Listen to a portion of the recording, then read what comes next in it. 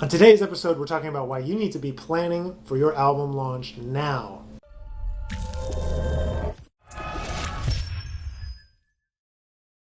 A very important consideration when thinking about putting out an album and putting out music into the world in general is to think about the timing of how long those things take in creating a timeline and an end date and kind of working backwards from there.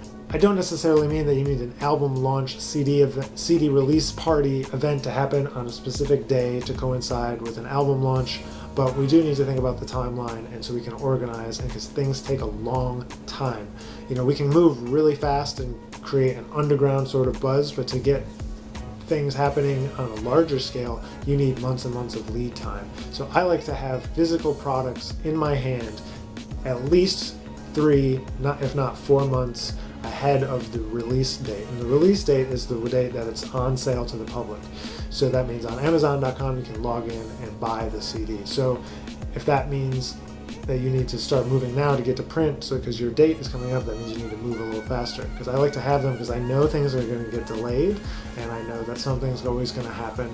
An artist is going to be late with the artwork, there's going to be a 4th of July holiday, and all of a sudden the shipping gets all a little bit crazy. You know, there's all things that happen that are totally outside of our control. So you want to make sure that you're leaving enough time for all that stuff to happen.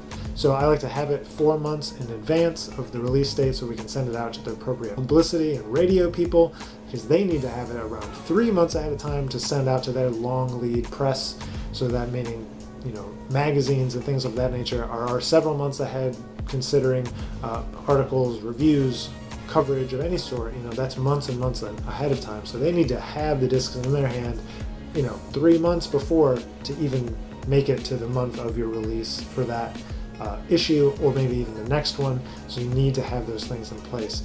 You know, the radio promoters need to have the music to start to share it with certain people, so that when it comes a couple weeks before and they start mailing out to everyone, that they've already introduced your music to those DJs. They've already talked about you as an upcoming project. You know, you have to kind of set things up. It's not like you can just hand somebody something on the day it's released and be like, here, please do this.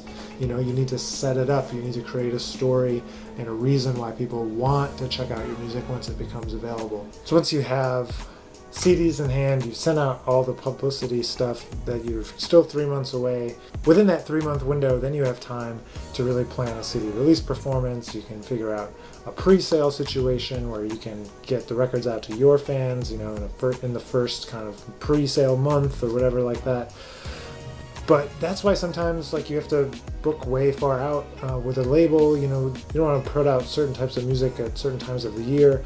For example, putting out your original music in November or December here in the United States, not a great idea, because you're already going to be competing with holiday music, and people are so busy doing things they don't even have time to realize that you put out a new record and even go check it out.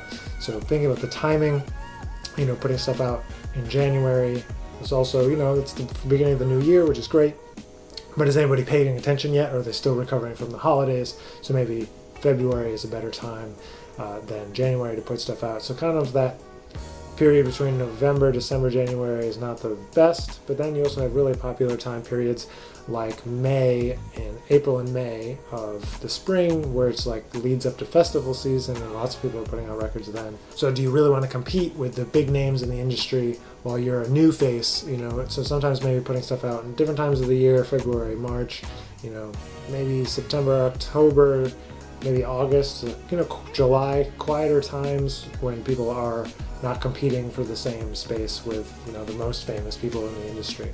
So just a few things to think about in terms of timing and when you record and when you mix and master and all of that. So we're talking about having discs in hand 4 months in advance. So that means, you know, even if you can get the mix and master and tracking done a month before that, 2 months before that, you're still looking at a 6-month window between recording and releasing, which would be pretty fast for a full release with, you know, printing 1,000 CDs or more and getting all of that together and making all of that happen. So plan ahead, make sure, you know, your release date is far enough in the future so that you can actually plan to make it as best as you possibly can. So hopefully this episode has been helpful for you in planning for your album release. And so please let us know your questions, comments in the section below. Like this video, subscribe to the channel, and please check out all of our artists. They're doing really cool things. My name is Nick Finzer, and this has been Create, Connect, Repeat. We'll see you guys here next week.